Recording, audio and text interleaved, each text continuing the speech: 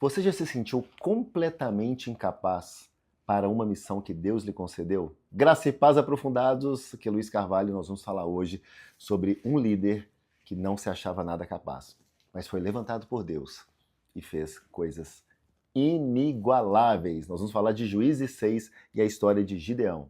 Mas antes, se inscreva no nosso canal, curta. Estamos batendo 200 inscritos, parabéns a todos os 200 inscritos. Vamos chegar agora a 1.000, a 5.000, a centenas e centenas de milhares, assim como foram números de pessoas que vocês vão ver em Juízes 7 que Gideão enfrentou. Será que ele venceu? Então aguarde então o próximo vídeo que está sensacional. Tem também o meu Instagram, se quiser conversar comigo, Luiz Carvalho Pro. Eu tenho um Instagram também voltado sobre evangelismo, que é o @evangelismo com coragem. Amo essa questão de evangelizar, de falar de Deus nas ruas, no Uber, né? Eu tenho esse chamado, né? Essa facilidade. Eu estou ali no Uber como passageiro, começo a trocar ideia com o motorista e no final ele está recebendo Jesus como Senhor e Salvador, escrevendo Jesus, né, o nome dessa pessoa no livro da vida, para que a gente possa passar a eternidade juntas. Você já recebeu Jesus? Se não, receba agora. Eu, Jesus, te recebo na minha vida como meu Senhor e Salvador. Repetiu? Amém, glória a Deus. E tem também o 5am, que a gente no 5am, a gente estuda a Bíblia, lá você é um protagonista, você vai falar de capítulos da Bíblia. É maravilhoso. Eu quero honrar hoje o Wagner, que esteve hoje na minha sala do 5am do Brasil, às 5 horas da manhã. Wagner, foi maravilhosa a nossa sala, foi rápida, objetiva, mas foi muito interessante. Parabéns, Wagner. Tamo juntos. Juízes 6 começa assim, versículo 1. De novo, os israelitas fizeram o que o Senhor reprova. Mais uma vez, né, gente? Já está se tornando rotina isso aqui, infelizmente. E durante 7 anos, ele os entregou na mão dos midianitas. Então a gente terminou o capítulo 5 vendo quando Débora, né, foi levantada e ela venceu os inimigos e teve 40 anos de paz.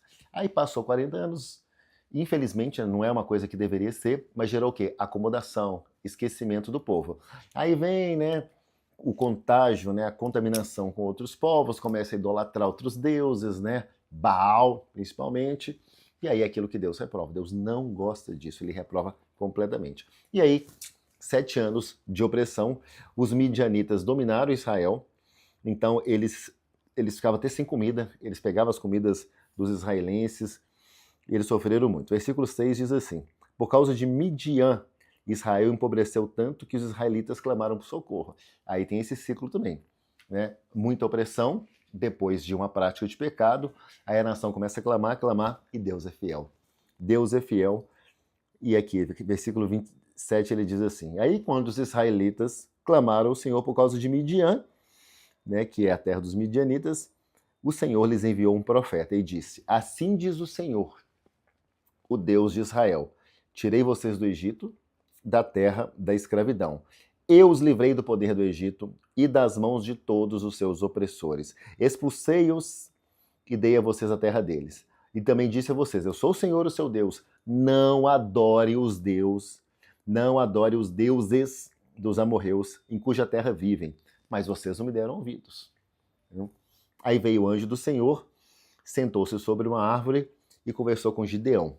Estava lá o Gideão. O que o Gideão estava fazendo? O Gideão, ele estava malhando trigo num tanque de prensar uvas. Por quê? Para esconder dos midianitas. Então olha que interessante. Era bem mais difícil você malhar trigo num objeto que não era para trigo, era para uvas. Só que era a forma que Gideão tinha de se camuflar dos midianitas, porque ali provavelmente ele não seria procurado pelos midianitas, talvez não era uma época de uva, então ali ele estava ali mais escondido. E Deus valoriza isso muito, sabe por quê? Isso aqui é proatividade.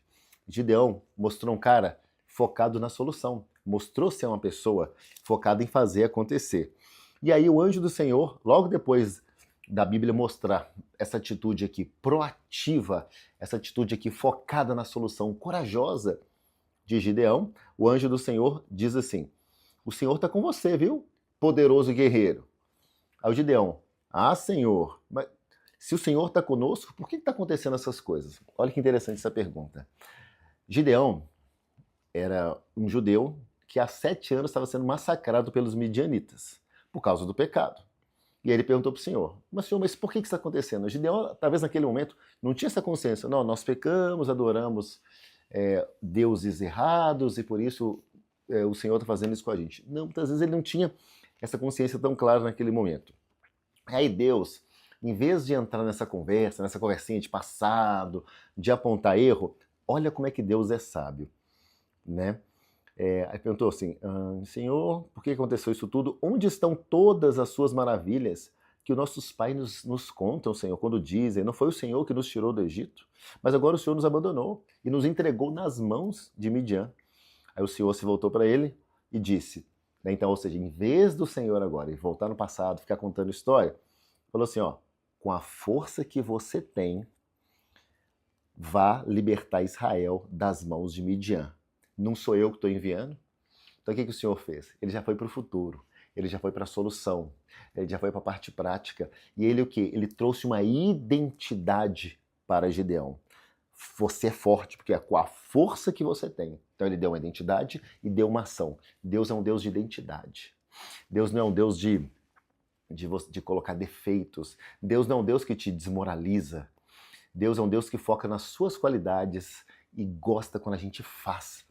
Tanto que por Gideão está fazendo algo pelo povo, que é malhando o trigo, num lugar que não era, ou seja, a dificuldade dele fazer aquilo, Deus levantou Gideão. Só que o Gideão fala, mas Senhor, como que eu posso fazer isso? O meu clã é o menos importante de Manassés e eu sou o menorzinho da minha família. Aí o Senhor falou, fica tranquilo, eu estarei com você e você derrotará todos os midianitas como se fossem um só homem. Então uma coisa que a gente precisa entender é, se o Senhor falou, o Senhor vai cumprir. Ele é fiel para cumprir. Nós precisamos acreditar na palavra do Senhor. Será que o Gideão acreditou na mensagem do Senhor? Vocês vão ter uma resposta muito interessante sobre isso. Aguarde. Bom, então a história segue. A gente vê que Gideão, ele destrói o altar de Baal, que foi feito pelo próprio pai dele. O próprio pai dele tinha levantado um altar de Baal e ele foi e destruiu, ou seja, mostrando a atitude mais uma vez, né, confrontando o próprio pai. Aí no versículo 32 diz assim, por isso naquele dia chamaram Gideão de Jerubbaal, dizendo que Baal dispute com ele, pois derrubou o seu altar. No versículo 34 diz assim, então o Espírito do Senhor apoderou-se de Gideão, e ele, com toque de trombeta, convocou os abiesritas para segui-lo. Então olha que interessante, a gente, como crente, a gente não deve ser autoconfiante. A gente deve confiar em Deus, porque quem está fazendo isso aqui tudo é o Senhor, não é Gideão. Juízes mostra isso muito claro para a gente. A Bíblia várias vezes ela diz que a gente não deve confiar em nós. A nossa confiança tem que estar no Senhor. Porque aqui foi o Espírito do Senhor que se apoderou de Gideão. E aí com isso ele convocou e as pessoas foram. Sequência, versículo 36 diz assim, e Gideão disse a Deus, quero saber se vais libertar Israel por meu intermédio, como o Senhor prometeu. Bom, vamos fazer o seguinte, eu vou colocar uma porção de lã lá na eira. Se o carvalho molhar apenas a lã e todo o chão estiver seco, eu saberei que o Senhor vai libertar Israel por meu intermédio. Então aconteceu isso, né? O Gideão foi lá, levantou bem cedo e quando viu, a lã estava realmente toda molhada. E aí ele encheu uma tigela de orvalho e o chão estava seco. Aí Gideão insistiu, falou, senhor, não repara não fica bravo comigo não, mas só para eu ter certeza, vamos fazer só mais um testezinho? Então, ó, vamos fazer assim, dessa vez, ó, se o Senhor fizer a lã ficar seca e o chão dessa vez ficar todo molhado, que da outra vez o chão ficou seco, eu sei que é o Senhor. E aí o Senhor fez daquele jeito, naquela noite. Somente a lã estava seca e o chão estava todo coberto de orvalho. Aqui a gente não tem que criticar o Gideão, né? Eu já vi algumas pessoas criticando o Gideão por essa parte, porque muitas vezes realmente é importante a gente ter sinais, sim, sabe? Porque às vezes se a gente não tiver certeza por algum momento, por algum motivo, que foi Deus mesmo, vamos pedir sinais, vamos pedir confirmações. Isso aqui nos ensina a gente não agir por impulso, porque era uma coisa muito séria, era uma guerra contra centenas ou dezenas, eram 100 mil homens mais ou menos que eles iam enfrentar, nós vamos ver depois, era muita gente. Então assim, cara, era importante uma confirmação. Por outro lado também, Gideão perdeu fazendo isso, o melhor de Deus, que é aquela confiança. Porque se ele sabia que realmente era Deus que estava falando para ele, que o próprio Deus, através dele, ia derrotar, ia trazer vitória para Israel, derrotando os midianitas, ele deveria confiar. Mas aqui fica a lição também, tá? Nesse sentido, que Gideão resolveu agir com prudência. Então, uma parte assim que a Bíblia destaca e é importante a gente falar também. Você, como é que você age quando você recebe uma missão de Deus? Você já vai de uma vez? Você espera uma confirmação? Como que é? O que eu penso é o seguinte, quanto mais a gente estiver na presença de Deus, a gente está orando, está jejuando, igual ontem eu fui no monte, aí aconteceram algumas coisas que, como eu estava muito sensível depois de passar algumas horas orando no monte, aconteceram algumas coisas que eu agi rápido, porque eu estava muito na presença ali, entendeu? Mas às vezes na correria, por algum motivo, a gente comete um pecado, afasta um pouco de Deus e tudo, fica realmente desafiante a gente ter na hora aquela certeza. Amém? Mas vamos orar nesse sentido e que nós possamos estar o mais próximo possível do Senhor. Senhor, obrigado por esse vídeo, obrigado por Juízes 6, obrigado por ter levantado Gideão, aquele que era o mais fraco, porque o Senhor mostra que o Senhor gosta de usar os mais fracos mesmo, aqueles que a gente vai entender que foi na sua força e não na nossa força. Obrigado, Senhor, por acreditar em nós, mesmo nós não tendo nada, mesmo a gente sendo vulnerável, fraco, muitas vezes o menor da nossa família, o menor da nossa empresa, o Senhor confia em nós, porque o Senhor sonda os nossos corações. Obrigado, Senhor, pela Tua glória, pela Tua presença. Que a Tua presença permaneça em nós e que nós possamos permanecer no Senhor, no esconderijo do Altíssimo e ter a Tua glória e a Tua graça e o Teu favor, assim como Gideão teve. Nos abençoe, em nome de Jesus. Amém. Se tocou esse Juízes 6 aqui no seu coração, compartilhe com outras pessoas, com irmãos da igreja, pessoal da célula, com todo mundo, pessoal da família, pessoal que está meio afastado aí do Senhor, dá aquela compartilhada. E comente também, quero ver o seu comentário. Que Deus te abençoe.